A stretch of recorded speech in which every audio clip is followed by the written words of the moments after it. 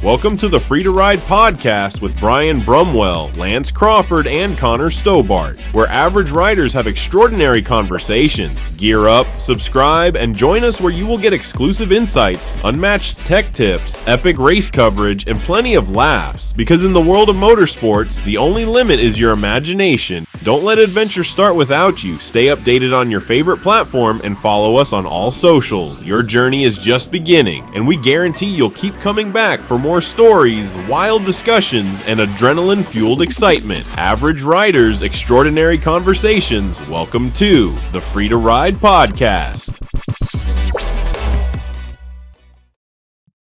All right, welcome to the Free to Ride podcast. I'm your host, Lance Crawford. And I'm Brian Brumwell. Welcome, Brian. How you been? Oh, just peachy. With us today is Kyle Groves. How you doing, Kyle? Doing all right. Just prepping for the Mount Baker shootout coming up here this next weekend, so get ready for that. Oh, yeah. When you guys hauled out for that? I'm just gonna take the wife again on the schoolie and go up there. I think a couple of the buddies are gonna bring me up a sled to ride around for the day, so I'll probably go up Saturday, check it out, see how things are going with everybody. Sweet. Well, thank you for joining us on episode 5. Grateful to have you on. Tell us a little bit about when you got into snowmobiling. Really early as like a kid, but really once I was, that 7, 8 years old and able to take over by yourself for the first time. And like ever since then, I've been hooked. I took a little bit of time off in my early 20s, just going different routes, and then came back into it pretty hard there in like 2010 again, I'd say. 2012. Okay. What's your draw to the sport? Honestly, what does it for you? The freedom, like you guys are named, man. Free to Ride podcast, on dirt bikes. Like 3 years old, you're on a dirt bike, you're riding the trails, you're going out everywhere, you're having a good time. But like I said, trails, right? You're stuck to that one path. Same with Harleys and street bikes have been a huge passion of mine. Just the adrenaline and the horsepower and speed and carving corners. And again, it's great.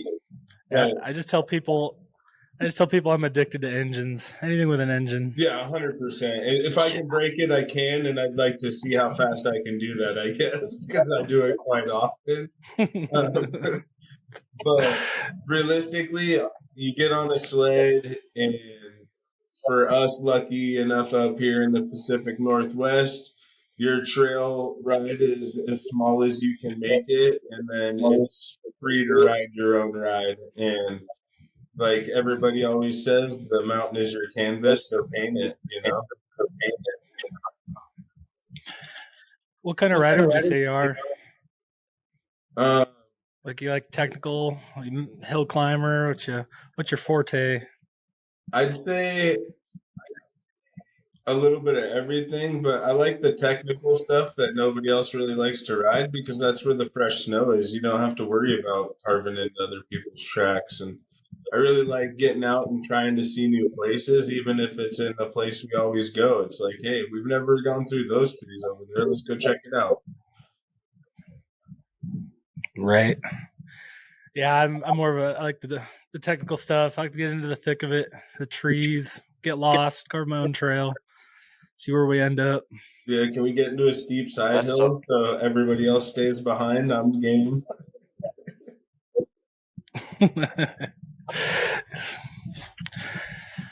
All right. So you, in your mid-20s, you kind of got out of it, and what got you back into it? So like a buddy of mine, a couple mutual friends of mine. One is still like one of my really close riding partners. The other one's still a really close friend. But they started getting back into it, and I was, coming in as friends with them at the time, and I'm like, oh man, you guys got sleds? Like I used to do that. Didn't really have anybody to go with, so I stopped, and they were old sleds still, and like, oh yeah, it'd be fun to go again. Well, a day happened to come up where the two mutual friends were going riding, and the one buddy's kid ended up not going to go riding. Well, he's like, hey, jump on it, let's go for a ride. And you know how that goes when you've already been addicted to something. As soon as you dabble into it again, just look, how much money do I got to throw it? Yeah, right. Yeah, from there. Still that way. Oh yeah, it blew up, turned big, and I was like, nope, that's what it's all about. Even still today, like my road name on the Harleys is Snow, because it's just bred into me. Here in the office, my whiskey glasses are snowflakes. It's there for sure. Yeah, it's in your DNA. Absolutely. Yeah. Well, that's awesome. All right. Well, let's take a moment and cut to our sponsors. Brian, you want to introduce your sponsor? I will. It's going to be right. Bearded Viking Mead Company. Veteran owned and operated, the Bearded Viking Mead Crew is reinventing the ancient art of mead making with a modern twist. Their award-winning meads are handcrafted with high-quality ingredients, offering a rich variety of flavors that range from bold and fruity to smooth and traditional. Whether you're sipping their classic OG or enjoying creative blends like choke cherry vanilla or jalapeno raspberry, there's something for every palate. With a commitment to quality and flavor, the Bearded Viking Mead Company focuses on creating good times for a great meetup to bring family and friends together. So visit beardedviking.com today to explore their collection and get ready for your next meetup. Veteran owned and operated.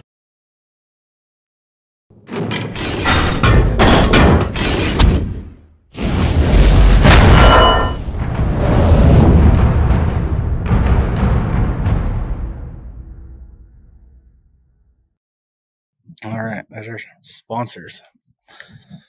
Cool. Boom.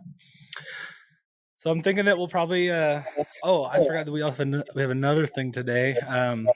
I guess we kind of got to talk about the race with Yeti and Sasquatch too, because that happened yesterday.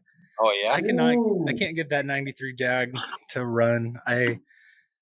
It's kind of stumping me, but on the little panel right there above the clutches, it tells you the jetting from the factory, and we were at like a 26 for the main jet. Sorry, 260, and for this elevation, it wants a 3,000 or 300.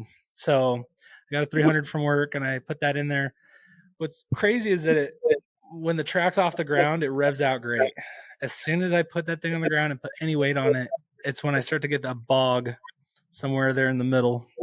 And I was like, okay, maybe it's not the car, maybe it's clutching. And the clutch looks fine for its age. So I'm just, I don't know. I tweaked the air screw and got it to run in a straight line, but definitely the 86 could have whooped it. It's definitely a fake video. Try it. That's where you need it. Try some lighter weights. You need to have it's maybe that. Yeah. I'm at the point I just need to take it in and have my boss look at it. Somebody with a little more expertise. That's why you just have Yeti jump off and tackle Bigfoot. Yeah, I mean, we had an audience and everything. In-laws came out. Connor's in-laws were there, wondering what we're doing. I duked up some shorts or some pants. I had some ripped work pants. I duked them up, put some suspenders on, and went out there. And I was a flag waver for the race. I used the drone to take some shots. So yeah, it was fun. You need to have your meat. So we'll cut that. Smash them with like jack links being like jerky. Yeah.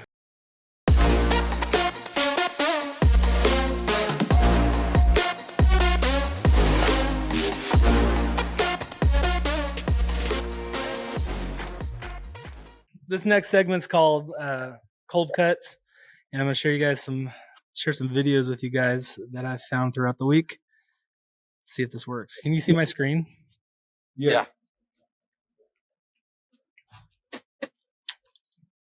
Okay, so you've seen the video that's loading?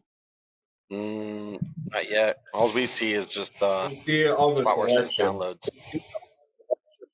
Yeah. Oh, it's not actually showing the video? No. It's showing Okay. all the videos. This one had Joel. Bear with me. This is exactly what I had issues with last week.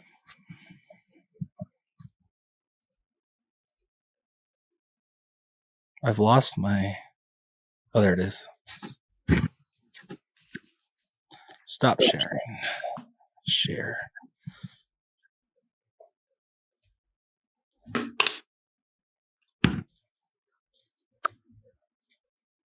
Okay, now do you see it? Let's load. There we go. Yeah. Hey, look at it. I believe that. All right, so I found this one on Instagram, and I just had to show you guys. It looks painful. Like, he had to have broken his jaw there. Or his forehead or nose. My God. I can feel the pain through the video. Oh my I don't know if it was worth it. What was he jumping? Remind me. Yeah, there's definitely not a lot of context. Man. That's got to hurt. Yeah. I think we need to have Connor recreate this one. That's a good little gap it looks like, too. It's almost like he jumped from a trail down. It's kind of hard to see here. Yeah. You can kind of see a trail right there or something. Yeah. Yep. Oh, man. He was going for it. Yeah. Denim jacket and all. Oh man. It's crazy. He hit hard, but when you actually think about it, I mean, back in the early 2000s, late 90s, especially when Sledneck started getting off, that's what those guys were jumping and dropping those big cliffs was with those kind of studs. Dude, Old sleds like that. nothing. Yeah, the Nothing. Turnagain guys, man. The Turnagains up in Alaska, those guys really like to jump their sleds back in the day. It was insane. It reminds me of that Larry Enticer. Have you guys seen that guy? Yeah. Yeah. We're gonna have to do some jumps on some of our sleds. I always liked Turkey Reinhardt better than the Larry. What's that? Who? You guys ever watch Turkey Reinhardt? He was in a lot of the old Sledneck videos. He's a pro rider that gives out. He's kind of like what's the dirt biker that does it? God dang it, I can't even remember his name. There's a dirt biker that goes number 69 or whatever with the cut rear fender. And Ronnie. Ronnie, yeah. The bike rider, yeah. I've met that guy. Right, so there's Turkey Reinhardt is like the snowmobiler version of that, and he was around back in the day in the original videos, and he's like one of the greats of snowmobiling that actually does it. So it's just pretty funny Nice. that everybody, everybody's got their little funny part like that. It's awesome. I'll have to check that out. All right, let's share the next one. I got three total. Great. Of course, I'm gonna struggle to share the video every time. Good thing you can edit. Yeah, right. Yeah, that's why you don't do these. That's why this isn't a live, right? Yeah. Well, really quick, that I'm- last video, I'll be doing something on sled. Well, they'll be newer than that, but that's where I'm going to Island Park for tomorrow. So Do some jumping. do some riding. I'll probably Expect do expect some sweet footage. All right, I'll turn the volume on for this one. So it Nobody's might be a gonna little know. loud. Kind of hard for me to hear you guys, but Yeah. I'll play it a couple Nobody's gonna times. know. and They're then, gonna know. I'll close it. How would they? Nobody's gonna know. Nobody's gonna Hopefully know. good. They're gonna know. Oh my gosh. All right.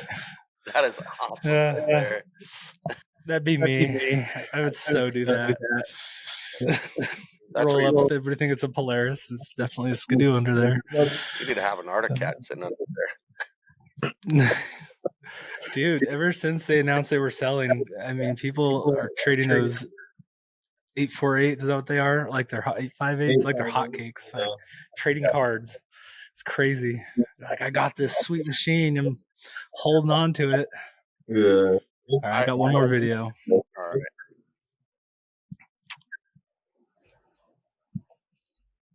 So I want to start doing more stuff. Whoa. Definitely going to mute it. It's funny because you talked about it in the land last time, and here this thing kind of is in the land. So I'm going to restart it. Yeah, You've probably seen this. We don't see it right now. Okay. You can or you can't? Cannot. Oh. Well, I'm watching it. What's wrong with you? I don't know. I'm going to make out with my microphone, though.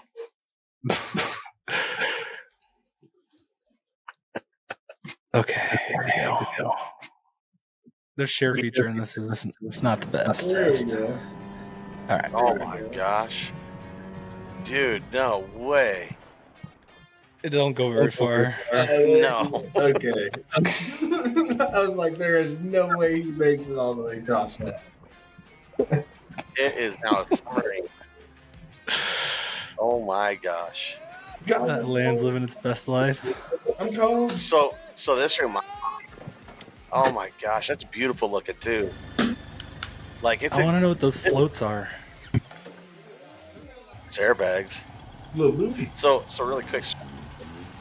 This reminds me, the other day we have a creek that runs out, and some neighbors dug out a big pond out of it, and the kids are down there riding dirt bikes along the track.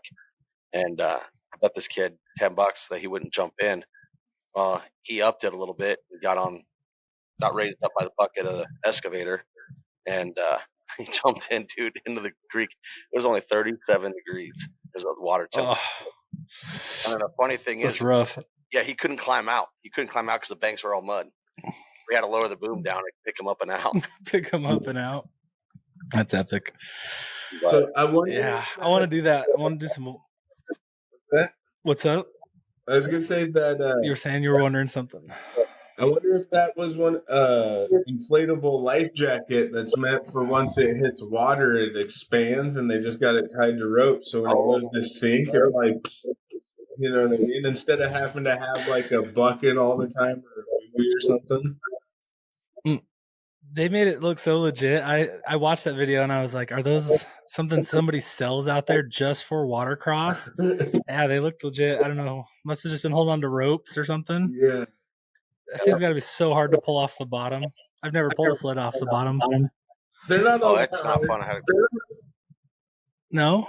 As long as you I mean, they got to be able to do it with watercross. Yeah, if you got to. yeah, all the Watercross is nice. They usually have a boat that comes up, and they use their little crank winch, pick that thing up. You're golden. But like the other ones, like the small courses, they just hook them up to skid steers. I've seen too, and just yard them right up out of the side of the little slough. You know. yeah.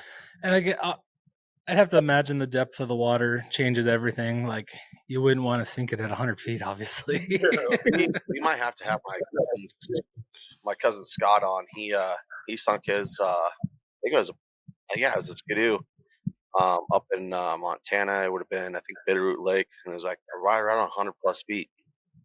So we might have them on. That'd be a good story to hear. Yeah, Yeah. it took him a while to find. Yeah, I want to do. There's so much water up here in North Idaho. I really want to try some watercross. Just have to find the right spot. I don't know who you got to ask permission to or what, but we'll find an old sled and put Connor on it and sink it. Yeah. All right. So that wraps up our cold start segment. I like that segment.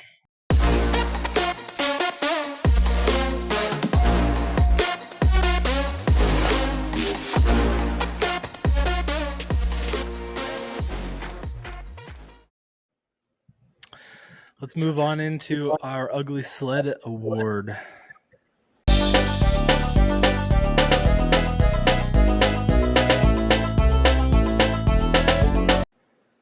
Not to be confused with Ugly Mug. Ugly Mug. That's a total dad. God dang my kids. I got my youngest driving an ATV right now. He's only 4.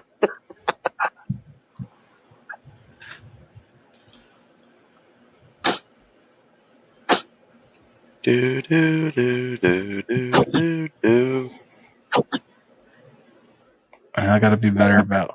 Have all the media loaded. It's just getting it up to share. I'm like a little kid right now.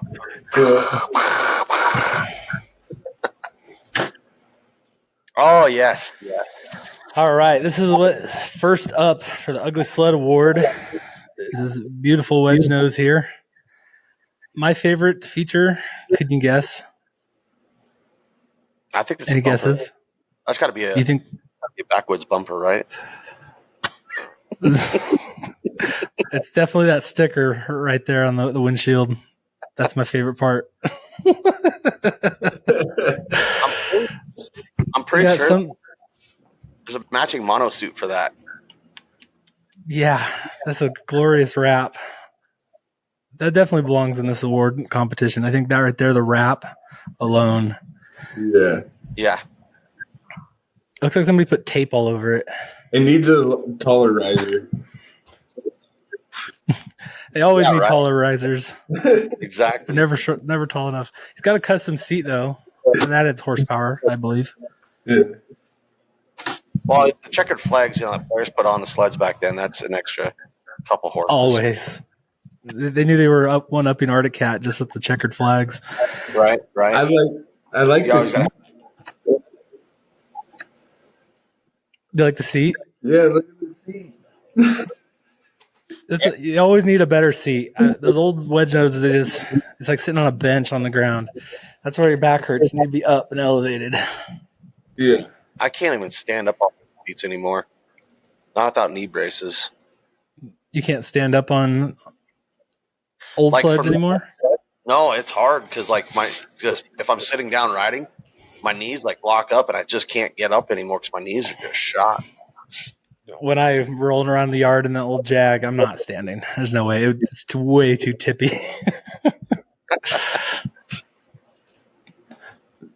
All right, next up.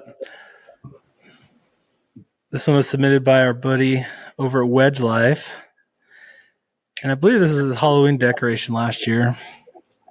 I just never came off the roof. Can you guys see it? Yeah. Oh, yeah. Oh. Yeah, the Polaris Ultra. There we go. With the Skeleton on there. Yeah. It's a good-looking sled. I don't know if it quite falls in the ugly sled category, but look at that windshield, though. I mean, that's pretty ugly. I think I see some tape on there. Right there. Remember rolling those over slow. back in the day, and they would explode everywhere, and you're like, "Oh, I gotta get another windshield." Yep. Yeah, my first was a 98 Indy 500, and I followed somebody up a hill climb in Leavenworth, and I went to come back down, and I did, but I didn't realize a little sapling that was right in my way, and my ski hooked it, and it threw my big butt over the windshield all the way over, ripped my windshield clean off, sled yard sailed down the hill. It hurt my pride so bad. Yeah, it still looks pretty good, though. That's a good looking sled, though. Yeah. Move on to number 3 here.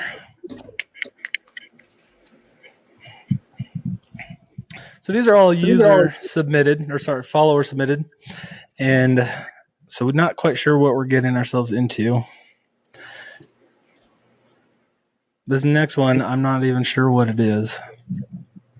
My kids just went by. They're all standing up at the trailer. All right, so here's number 3. Can you guys see it good enough? Yeah. Can I just zoom in, maybe? Yeah, I was gonna say, can you zoom in on that thing? It's got plastic skis. It kind of looks. Dude. There we go. Zoomed in.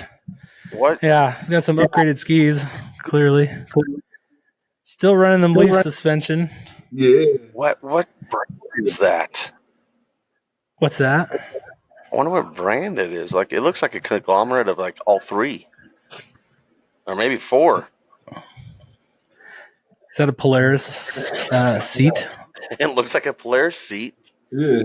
It kind of looks like an I like the open top concept. Like, you could tell he's just looking straight down. You can see the whole engine. Are He's those got to stick his hands down there to warm up. Yeah, just rolling some pro taper bars or whatever this is. Handlebar risers, always a must on these old mod sleds. Yeah, absolutely. We have them on. We got an old like 250 Citation that we put pro ride running boards and like bar riser on. That's what I ride around when my kids are riding their little sleds. Dude, when I first got into snowmobiling, I thought that was it, you know. So my 98 Indy 500, I chopped up and did all sorts of crazy stuff to it. Had to have the handlebar risers, big old 4-inchers. And I even I got lucky and found a track, and it came with rails it was like a 162. It was massive. And I slapped it on that Indy 500. Now it's almost like anytime you do something to a sled, any kind of mod you do, the manufacturer looks at it and goes, "Oh crap, we need to do something like that." Yeah, just giving their engineers new ideas. Yeah, I mean, because now the ergonomics of it, they moved it back, and then now you can stand up and you don't have to have risers or anything like that, and nothing. Oh yeah, the rider position on modern sleds. But where's the fun in that? Where's the fun of not having the ridiculous riser like this? When I was up there at their factory in their headquarters, they actually said that there's people inside of their social media team that do pay attention. So everybody always talking about, they read their comments. You ain't lying. They don't listen to the stupid ones, but they do pay attention.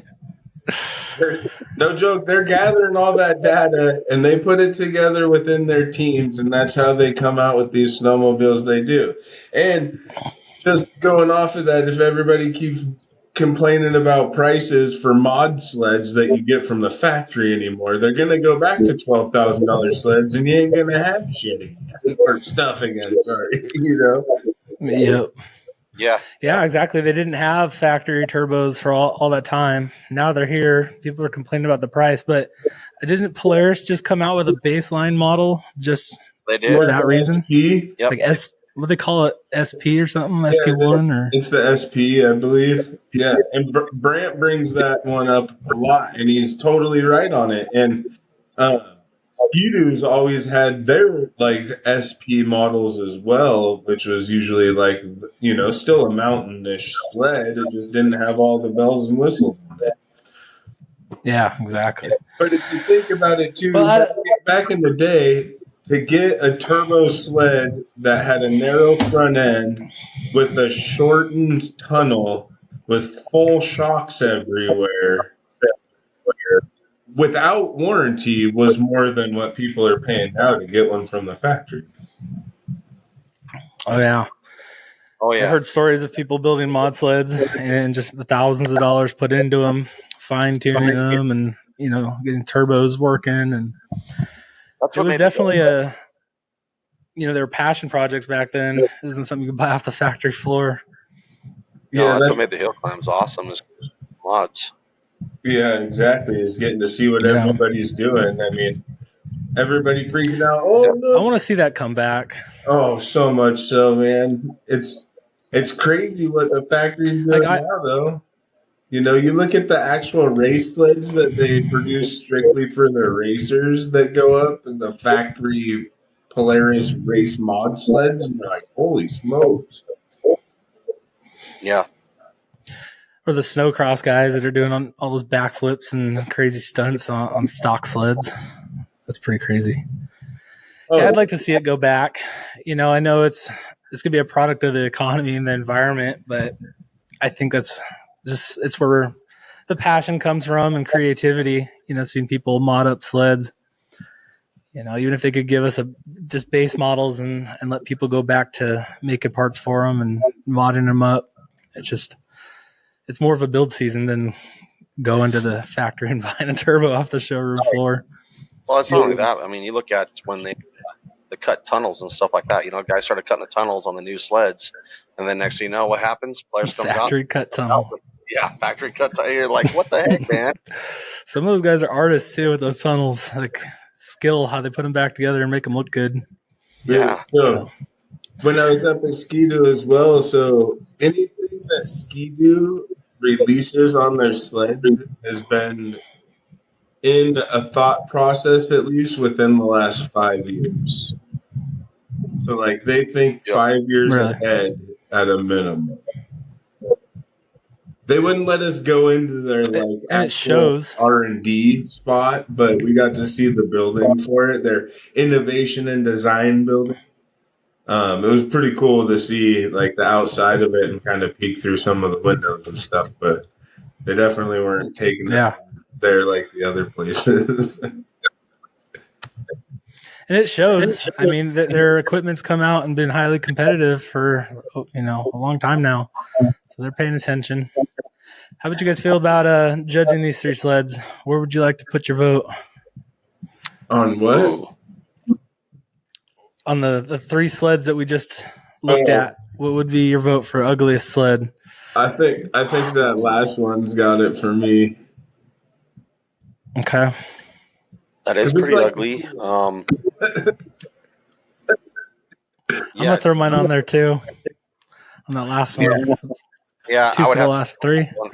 Yeah. All right, we got ourselves a winner, boys. Yeah. That first one. That first one. I'm pretty sure I've seen a monosuit that matches it recently. That was the ugliest part of that sled. We basically had 2 wedges up against that whatever it was. The thing. Yeah, that last one was something else. It's different.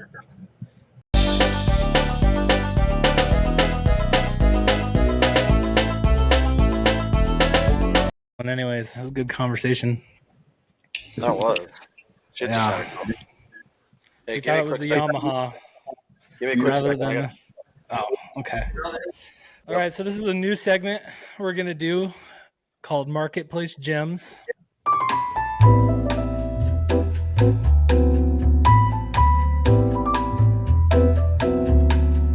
Yeah, I found some gems on Marketplace, and I wanted to see what you guys thought, whether I should go buy them or not. Ooh, I like it. First up on Marketplace Gems is this 1998 Polaris RMK. I was super impressed by the upgrades. The LEDs obviously on the bumper are a must, and I'm sure that the duct tape doesn't come free. It's reflected in the price. So yeah, what do you guys think of that, Jim? Well, what would you pay for it? You should be able to see fine. Ooh. Well, headlights kind of remind me of a Ski-Doo, so it kind of yeah, it's just a little bit. So I would say I'd give it like $600. You'd pay $600. What do you think, Kyle? I was gonna say like that $500 range, but I'm gonna say he's wanting $1,300. Yeah, you're not far off. All right, let me pull it up for price here. Holy crap! That's awesome. I wonder if it winks like the Ski-Doo does. I wish there was a faster way to share. Nope. Don't need a script. Gosh, there's got to be a better way to do this. It probably is. Maybe you should watch a tutorial on it. Maybe. Boom. There's YouTube, your price. $800. I wasn't too far off either. That's not. It's kind of in between the both of you there. Yeah. All right. He wants $800 for that. That's ridiculous. I'd probably give him $200. Ooh, that'd be pushing it. He should be paying me to take it. My 98, my first sled, I paid $150. I just needed fresh fuel, carb cleaned out, new spark plugs. I think I paid. All right, for our Marketplace Gems, this is gem number 2. Ooh. That is outstanding. Huh. I feel I like bet- the Arctic Cats, they just never hold up as well as the Polarises do when it comes to the paint and the hood. I would say that's probably going for about. He's asking it 800 to 1,000 for that. I bet. 800 to 1,000. Pine Yep. needles cost extra. Yeah. It looks like it's got new Hyfaxes on it, so I'm gonna have to go with that $800. $800. What would you? Yeah, it's fresh maintenance, you know. If you wanted this sled though, what would you pay for it? What would you offer him? $50. Ah, that's too low. I've gotten a sled for $50 I'm once. gonna say I would go $400.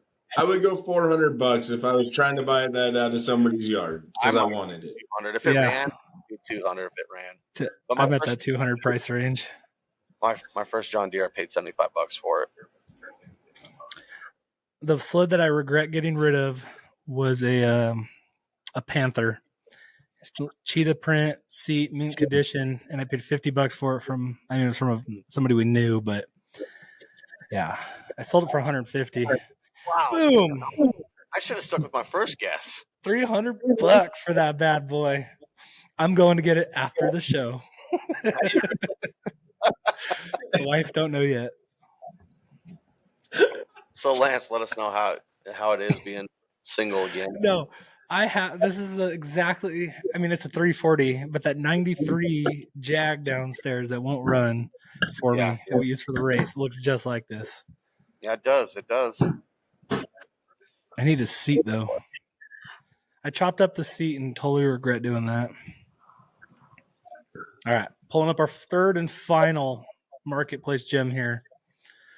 This one's a little bit different. Share my screen.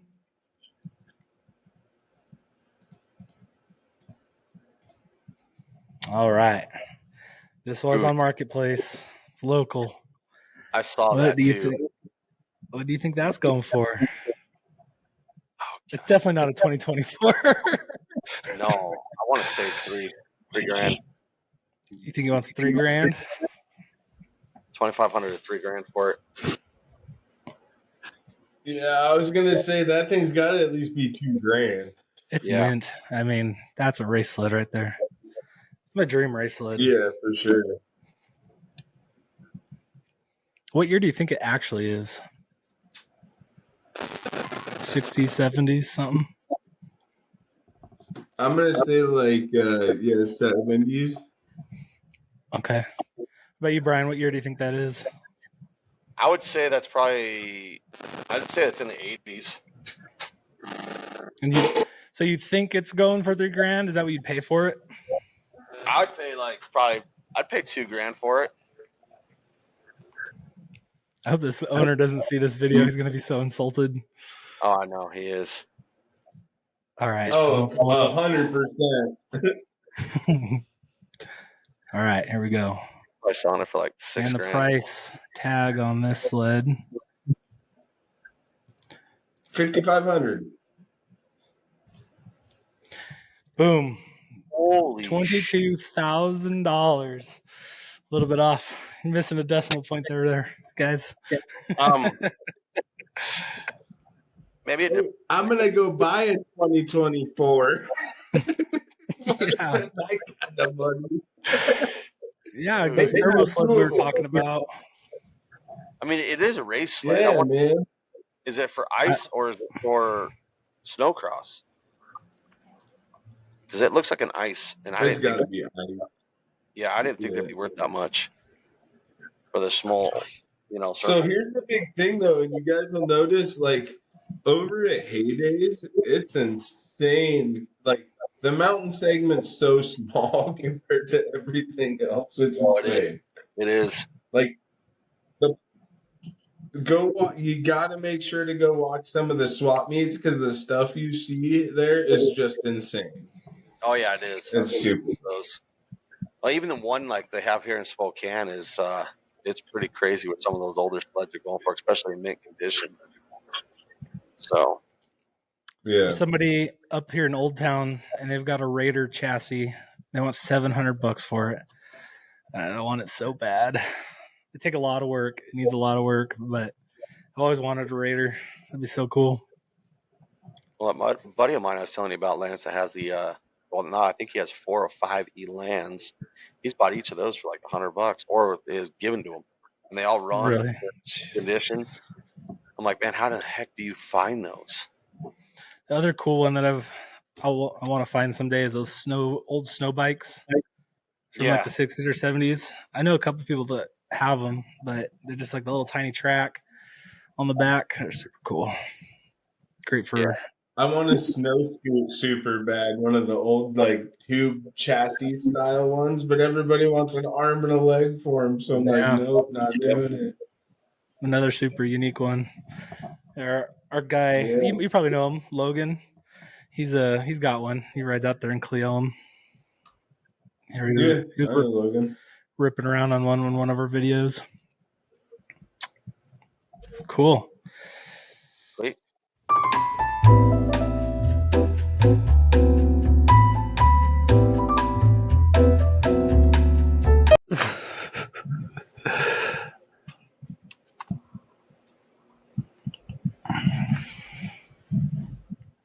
You guys know what our next segment is? Goggles of Truth.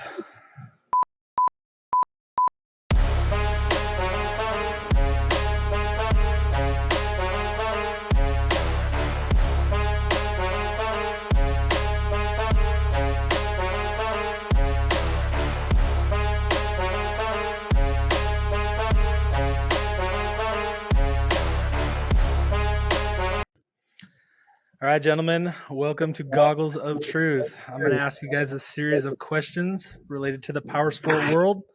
You're going to write your answers down on a piece of paper, and let's see who knows more. Round 1, question 1. What year did Skidoo introduce the first ever Rev chassis, revolutionizing modern snowmobile design? Was it A, 1997, B, 2003, C, 2008, or D, 2012? I have no idea. You guys ready? I'm ready. All right. Kyle, you want to go first? What you got? A? A. What you got, Brian? I got A. Can't see it. A. Right. There you go. All right. The correct answer is B. Like Canada. 2003. That one. I couldn't remember. All right, we have a scratch on the first question. You guys ready for question 2? I'm ready. All right. What should you do first if your snowmobile gets stuck in deep powder? A, pin the throttle and try to power out. B, lift the handlebars and yank it side to side. C, pack down the snow around the sled and try to roll it out. Or D, remove your belt to reduce track resistance. I think this one's very situational, but let's see what you put. I think it depends on the rider too, and your skill level. Right?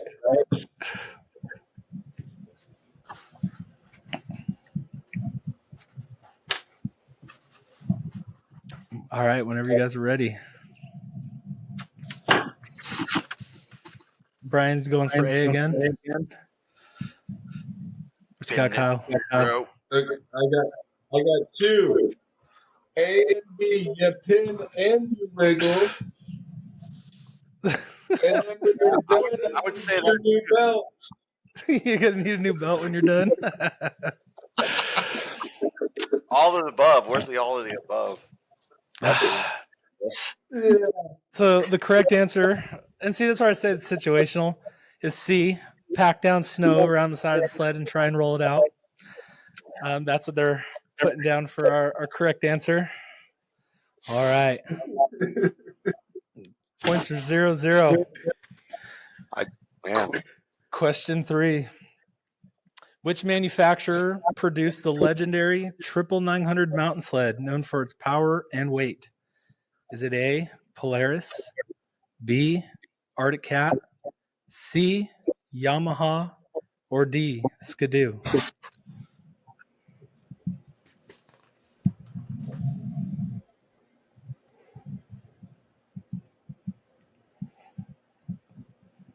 good old greasy triples. All right, you good gentlemen ready? Kyle, what you got? C. I said Yamaha. C.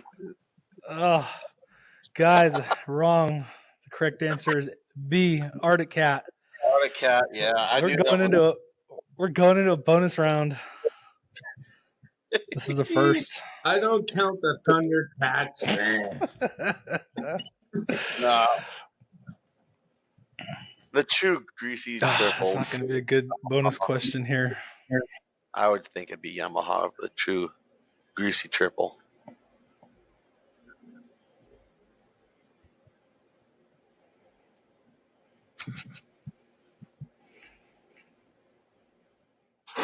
Well, I thought I had a bonus round loaded up, but I don't love it. Okay, here's a good one. What does the term over revving in relation to a snowmobile engine? What does the term over revving mean in relation to a snowmobile engine? Is it A, the engine is running at too low of an RPM? B, the track is spinning too fast for the conditions? C, the engine is exceeding its optimal RPM range? Or D, the clutching isn't engaging properly? Hopefully you caught all that. I don't know any of that. Do you guys need it again, or are you good? I'm good. C? Brian, what you got? Can't see. Oh, can you see that? It's all blurred. C. Hey, we both got points. The engine is exceeding its optimal RPM range. All right, that's our first tie on Goggles of Truth. Congratulations, gentlemen. Tires. There we go. We know nothing. All right. Thanks for playing.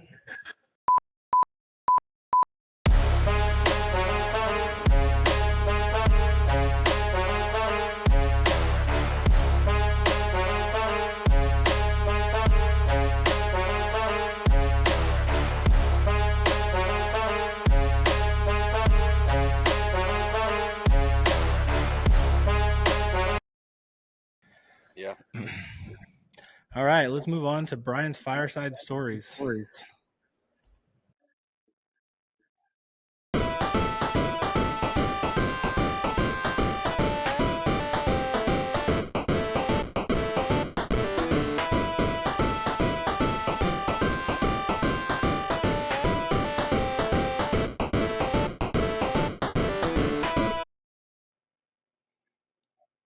And welcome to Brian's Fireside Stories. Here with Kyle. Kyle, you've got to have some great stories, especially from your neck of the woods. Anything that comes to mind off the bat as I hit the desk.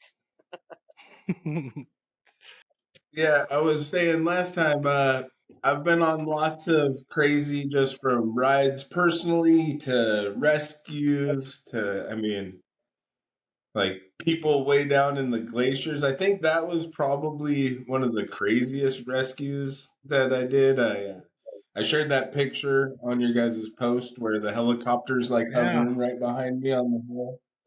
I'll have it pop up on screen here. So I was curious about that. Tell us about that helicopter. Tell us that story.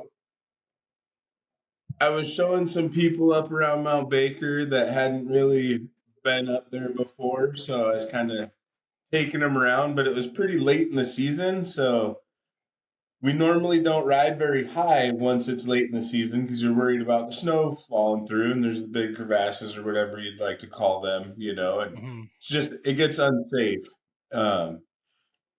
And so we're riding up trying to link up with some other buddies, and we couldn't find them anywhere. And we're riding around, and finally I see some people up on the hill, and I'm like, it's got to be him. Why is he up there? God, I got to go yell at him. You know what I mean? Like, let's go up there. We'll see what's going on. And we get up there, and it's a couple guys flagging me down that I do not know, talking about their buddies down below. And I'm like, what? Oh no, crazy, right? Like instantly just let's go see what's going on. So I kind of like crawl out to the edge of this crevasse and legitimately I'm like, those guys are like a little dot down there. Oh my God, are they okay? And he's like, yep, they're fine. Two up on a snowmobile skiing. So this is where everybody, I always try to preach, know before you go and pay attention to where you're riding. So two guys on a snowmobile going up, they're gonna let one ski down, the other one will ride the sled down, pick him back up, take him back up. They're gonna take turns, right? Yeah. The one looks at his buddy. Can we ride up there? His buddy goes, yeah, you can ride all the way to the top. Okay, cool. So they go wheeling up and over the first climb, right? Well, it's a hole. And it's about 100 feet to where the snow has broken off and wedged itself back in between the snow. Oh, shit. And yeah, so instantly I'm like, oh God, what, like, let's call, got to get the Navy on the phone. Let's get them up here because that's who I always recommend using is the Navy Search and Rescue. It's going to be a free tax service instead of paying the sheriff or like Life Flight to come up if you can. So always select that option. So is it then just you don't one? get that bill. Was it just one rider that went into it? Or more than No, one sled? they were standing. There was two guys, one sled. So one was on one side, the other As we were was the talking other, about. kind of like jockeying Okay. it up. Yep. Yep, and they just doing the climb, right? And so where you get up to that crest of the climb and you're gonna like let the skis go down, Mhm. there just was nothing. Like there was legitimately no ski marks even in the snow. It was just a track mark that disappeared into the hole. Jeez. Holy crap. Yeah. So we get the Navy, they fly in, cable a guy down there, they string one guy back out, and then pretty soon, here come two more guys, the Navy guy and the last guy that was on there, and into the helicopter they go, and away they go. Just So they didn't see that hole crazy. coming. It came out of nowhere, and then they were just down 100 feet in this hole. So yeah, basically like when you get that feeling of jumping off the top of something, right? You're like, yeah, and you're expecting the ground to be there and land. That never Yeah. came. It started becoming the wall. And it's the top. What happened was the top of that snow in between that crevasse. It had broken free, and it's wedged in between the ice walls so far down. Yeah. So That's scary. yeah, So the floor could have thank given God out on them at any they're point. okay.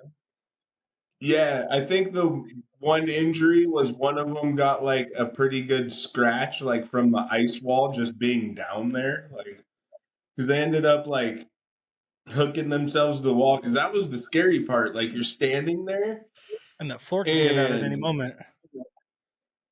so that yeah, for sure. And where we're at, you could literally feel it was like. I wouldn't say necessarily like shaking, but it felt like the ground was just vibrating, you know what I mean? And you could hear the water like running down the walls. And it's just like, dude, we are not safe. This is why I was saying we don't come up here. Like, it was a perfect, great training and like teaching moment to be able to use. And I'm super thankful that everything's okay with all of them, you know what I mean? But just being able to like, open everybody's eyes. You got to pay attention. Like if you don't know what's on top of the hill, you don't want to just jump up over the top of it. You gotta die. Yeah. So did they That's always- recover the sleds? Sure. Are they still living in a glacier up there? The two dudes, I know the two guys came out. The sled doesn't exist. Oh man, it's just I'm- ate by I'm the sure- mountain. I mean, yeah, I know that part's a little sore subject with certain snowmobile groups, but I'm more like it is what it is. You know what I mean? Like, Yeah, does it suck? Yes, it does. Is it what needed to happen? Yes, it was. So I mean, there's also nobody's like, life. yeah, exactly. Whose life are you putting at risk to pull it out? Yep. Is it really worth it? Nope. At the So end of the that's where the whole, like, because just to be honest, there's a big behind the scenes like group going. Let's all go up and get this. Let's all go up and do whatever. And I'm like, hey man, I'm like everybody else. I don't want snowmobilers to have a bad name, for leaving a snowmobile, say, in the backcountry like that. But for one, if the helicopter guy's going, we won't fly it out, and we all have to go up there to drop somebody down in there to do whatever, and I was standing up there on the side of that hole, and I will not go back. Yeah, Period. Not for a snowmobile. Let it go away in the hole. Whatever. Sucks. If somebody goes skiing up there and drops their ski and it goes down the hill and it goes down in there, you think they're gonna climb down the side of that to go get their ski? Nobody's gonna care about it. You know what I mean? No, by Yeah. the time that snowmobile, even by now, because Glacier's always moving, that snowmobile is going to be crushed up. It's not even worth it. And right. No, it's all gone. all the big Like- ice moving and yep, Yeah, and that's what sucks. It's like the economical part of it. Like we don't want garbage in the backcountry anywhere. But look at Everest. yeah, I they think leave those climbers up I there. think we're okay with the snowmobile over here for an emergency situation. It's not like anybody wanted to do it. It's if one it of those would've been net zero safe to get out, things. it wouldn't be there. You're never gonna reach net zero of having none, but you can minimalize it. So obviously, we don't want to make a habit out of it. But there's going to be those one-off chances where are we really going to climb down into this dark, scary glacier, risk lives over it? No. There's other things out there: trains, airplanes, cars. People do leave them out there sometimes. Yep. It's pretty So wild. I mean, it sucks that we all just say that the sled doesn't exist. So somebody got So that does- snowmobile. We put it that way. So the Navy shows up. Do they just pull you guys out, set you on the snow, and say "see you later" kind of thing, or does somebody get flown away in that helicopter, or like did they? They take took you guys- both of them. So Yeah. basically, they literally flew around us. I had already been on a couple of rescues where we had utilized the helicopter in the Navy. So I already kind of knew a little bit of stuff that they wanted us to do, not as much as I know now, but because that all comes in learning and doing these rescues, right? You always learn that little bit each time. Hopefully as much as possible. So they kind of did their little loop to assess the situation, make sure it wasn't dangerous for their aircraft to come over, obviously, because if that's one thing, if you're everybody listening, if the helicopter's coming, pick up your jacket, put it away. Don't leave it out. They're not going to be happy when that thing gets sucked up and it gets up in their and causes a bunch of problems for everybody. So just pick up your stuff, put your garbage away, and put your helmet on. That's another big thing I tell a lot of people, especially if the helicopter is going to get close to you. Put your helmet with your goggles on because it's going to throw a lot of snow and that hurts in the face. So helmet, goggles, you're good to go. You can take care of business. But yeah, so they did a loop, assessed their situation, flew up, literally. They dropped the guy down in there. They sent the one back up. They dropped the line back in, pulled the two up, and they flew off. And that was the last that I had even seen of the two guys that were in the hole or their buddies, realistically. But I did go to the Navy, had an open house. And so one of the pilots had reached out to me via Facebook and really wanted me to come up there. So me and the family went up and met him and the other crew that were flying. And so that was really cool to do and talk about like their view of it, you know, and pick their brain a little bit on what I could do better as somebody on the ground. You know what I mean? Yeah. So that's up there, like on Baker. So you're up near the Navy base. So that's up there. So it's like quick rescue, Baker, huh? So you're up near the Navy base. So it's quick rescue, huh? Yeah, I want to say it was like 45 minutes total from time of calling to like watching them fly away. Wow. It wasn't long at all. Wow. That's pretty cool. So you've been in a lot of helicopter rescues then? That's pretty cool. So you've been in a lot of helicopter rescues then?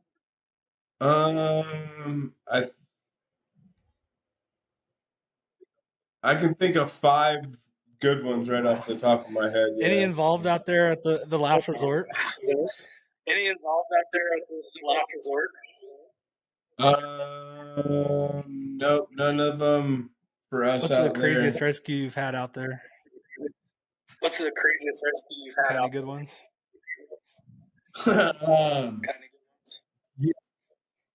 Yeah, honestly, like the best one would be with the previous owners, the Mays. Me and one of their sons, Kenai, great kid, love him. But we had to go out and get one out of the creek down there that was like knee deep water. A guy pulled up, he was like, "Oh." It like as cool as it sounds as saying the snowmobiles in the creek, you'd think like he was doing something crazy to like get there. No, man, it's like this super cool spot where you like can see like the hillside and it's just really pretty. So he's like, "Man, I want a picture of that." So he kind of pulls up and stops on the side of the road, and then the side of the road breaks free, and it's about 40 feet down into the river. So it did like 3 good rolls of the snowmobile, and the snowmobile landed in the water. He's like up out of the water, you know what I mean? But they came back to the resort and they're like, "Hey, the snowmobile is like up in the middle of There's a rental." Street." So me and Kenai had to go down there. Yeah, it's a rental. So we had to go down in there and like pick this snowmobile up, and we had to like turn it a whole 180 degrees to be like pointed across the river to be able to get up. It was pretty crazy. But did you ride it out? I mean, or just tug it out? Another good one from them. Ride it out or just tug it out? So we rode it while like ski poles, you know what I mean? Like trying to do that 1, 2, 3, you get it so far, but then the belt was a little wet, so it wanted to do that squeal slip, you know, a lot. So we got it kind of just pulled up off to the side of the snow on this little bank. And you good, Brian? I kind of just like feathered the brake and gave it some throttle. It looked like Brian was falling asleep over there. That's over there. What were you saying, Kyle? But yeah, I kind of just like feathered the brake and like heated the belt up to try and dry it out. And then he gave me a few ski tugs, you know, up the side of the hill, get back onto the road there and back to the resort we went. The guy was actually surprised that we got back as fast as we did because he was still standing down there. That's the cool thing about the resort too, is once you've been up there long enough, you figure out all these little shortcut routes too, so you really trip people out because like you're faced the other way. And I remember we had some like Asian people that came in, didn't really speak a lot of English. They call up. Yeah. hey, this snowmobile's on its side. We don't know what to do. And I'm like, okay. So I go ripping up the trail and I'm like, oh, look, here it is. And it's literally just tipped over and they can't get it. Like it's kind of in the ditch. So it's like tipping one of those big 4-stroke 2-ups, like uphill. You know what I mean? I'm like, oh, yeah, they're never getting this thing. So the three of us get it rolled over. I pull it up onto the road and I'm like, yeah, just go down that way.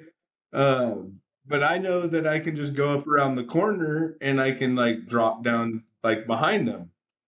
So I drop down behind them and they're like, whoa, where did you come from? I'm like, just keep going, keep going. And they go down and I know there's a little shortcut. So I take the shortcut and I park on the side of the road and like pretty soon here they come and he's like, how did you get here? And I'm like, this is like shortcut. And he does not understand. Like I just appeared, you know. He's just like, wait, you're behind us. Awesome. So I'm like, okay, well, you go that way. I'm going this way. One I'll see you in a little bit because they got like 40 minutes left of their rental for the night, you know, and we're closed up. So I ride back to the resort. As I'm walking through the door, Christina's like telling me to stop because I'm like peeling my gear off, and I'm like, no way, they're already on their side again. And she points back up, so I'm like, oh god. I turn around and I go back up the road, and sure enough, here they are again on the side. I'm like, okay, remember here, I'll show you how to do this again. And this time, I'm like faced up the trail from them, so I set them back down, and now you can clearly tell they're going back to the resort. But again, if I just keep going up and I do this little loop, I can drop down into the backside of the actual resort property. It's not part of the trail system at all or anything. So I take off that way, get back, and I'm already de-geared standing behind my computer when they get back in there. And I swear to this day, they say there's two of me because they walk through the door and they're like, hey, I'm like, just set your stuff right over there. And they do the like, They think they're twins. how'd you do that? I'm like, what do you mean, man? It's like, there's roads all over. I think up you're there. a ghost. Yeah, it was. We had one up there. We came up to the last resort and we're just up the trail system. And we're playing in a meadow with our mountain sleds. And these rentals roll up and they're sitting there parked and they're watching us. And they're like, hey, can we go out there and do that? And I'm like, not with those sleds, you can't. You just stay on the road and we'll just keep going. Look, one of them had gone off the trail and he got it stuck. So we pulled him out, and that's where the conversation started. He wanted to do what we were doing. I was like, you can't. Sorry, bud. You got to stay on the groomed trail. Just follow the road. Well, same thing. Like I can ride on one ski pretty dang good, you know. So like, you get calls that people are like, yeah, we wadded this sled up, and they're, okay, which one were you on? We were on a single or a double or whatever. Okay, and I'd go jump on that and ride it up there. You just pull up, and I go get on that thing, and they're like, yeah, but like A-arms are just wasted on the one side, and they're like, how are you gonna get it back down? I'm like, I'm gonna ride it. And on the one ski you go, down the road you go, and they're like, wait, what? It would have been amazing if you had the skis broke off and you tied up a branch and rode down on that. Yeah. It's interesting the people you see out there renting sleds. That's for sure. It's good. It's good for the people in the community to get people out there, but a lot of variation. Yeah, for sure. It's cool to see, because like you say, a lot of different people from all realms walk through the door just to be like, we're gonna rent that, we're gonna head out, and you're like, okay, more power to you, especially as being somebody who loves it, you're like, oh, absolutely. And that's one of the cool things I thought about up there is, there's lots of good just viewpoints, because people, that's the one thing I think about snowmobiling a lot of people don't get, and is just to like actually sit back and think about like the cool spots and the views that you and your buddies have got to see that like this much of the population will ever get to Yeah. experience. Like I think that's one of the big draws to snowmobiling for me. And like think at how many people have been up on top of Baker realistically on a snowmobile. And I don't mean like hiking, sure you can get to wherever, but in 30 minutes I was in the same spot on my sled with my buddies. You know what I mean? And we stopped to hang out a couple Yeah. times. What always amazes me snowmobiling is you get up to these places where people spend all day during the summer just to get up. Where people spend all day just to get up. I'm having a hard time hearing you. I'm having a hard time hearing you. Yeah, you were glitching on for me there too. Crap. Good old Now technology. I'm getting an echo from you, not just myself. Now I'm getting an echo from I you, don't know not what's just going on. myself. It's weird. What were you saying? I was just saying that it's I was just saying the that echo's messing with you so bad. Pull back from the mic a bit. the echo's messing with me so bad. I don't think it's gonna help. I don't think it's gonna help.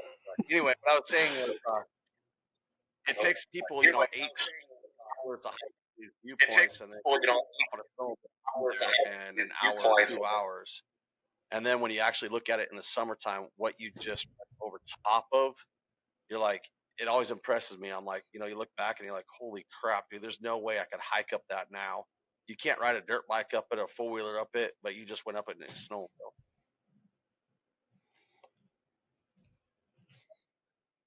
I've always said that about like the Forest Service roads, like you and the boys, you get to racing each other. Oh, first one or last one of the truck sucks or whatever, right? Rotten egg, and off you go. And then you go back there and you're like, dude, we're in Jeeps wheeling over like big cobble rock right now. We did 80 miles an hour over this in the wintertime. Like that's craziness. Yeah. That's like the over there in Western Washington, the Pyramid Creek.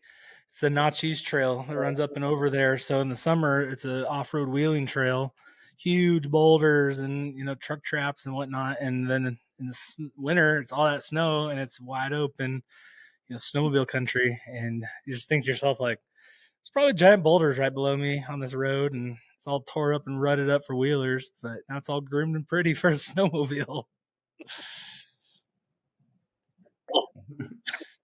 That's why I moved to the Cle Elum areas because there's just so much variety over here for like the outdoors and the power sports itself. Like you can realistically do whatever you want over here, from hiking to wheeling to dirt biking to whatever you want. You know what I mean? And year round. So now, do you guys face any of the closures that are around the state of Washington? Now, do you guys face any of the closures?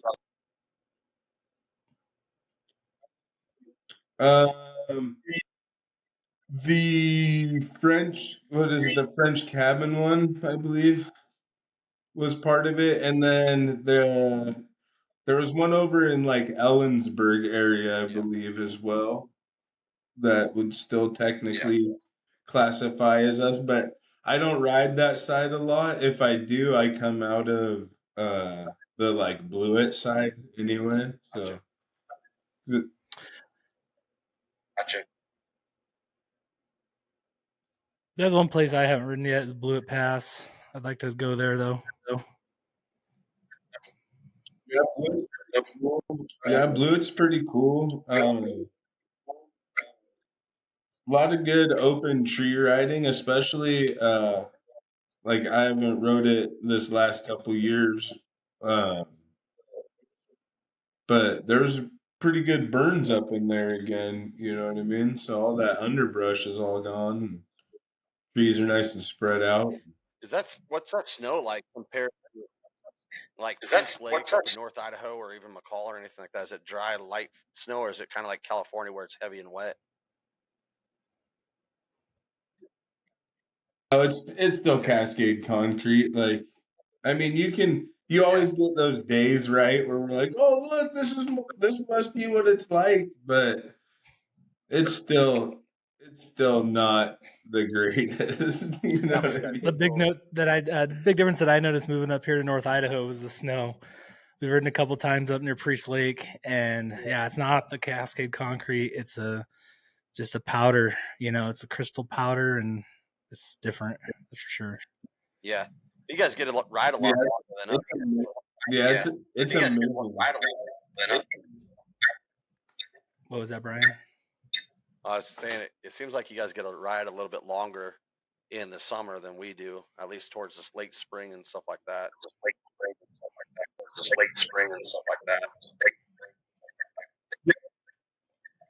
Yeah. The years, I mean, there's some spots up in Washington. Not that I'm trying to keep areas secret, but I know how everybody gets on their fishing holes and blah, blah, blah, blah. So I don't want to drop names and piss people off or whatever. If you know, obviously, right? But there's some spots in Washington where you can drive pretty far up and it's all on that. The aspects are all away from the sun, right? So you get that snow that sits in those valleys for a lot longer. And you can actually, if you want to put into the work and you want to deal with some dirt mobiling, you can get some real good late riding in.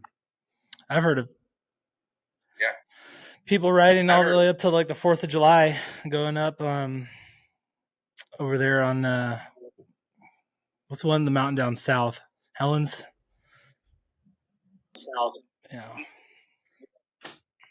Yeah. There's some spots that are known further up north as well that you can get into pretty late. I know Melt Bachelor, they're probably about Melt Bachelor that we went down there in the middle of August and went riding. Yeah.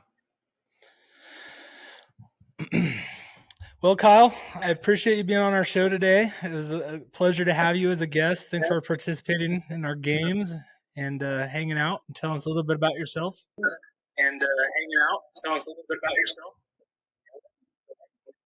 Yeah, no problem. Thanks for having me. It was a pleasure. Yeah, definitely. Thank you, Kyle. We really appreciate it.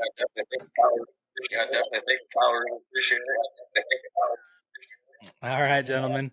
Thanks for your time. We'll end it here.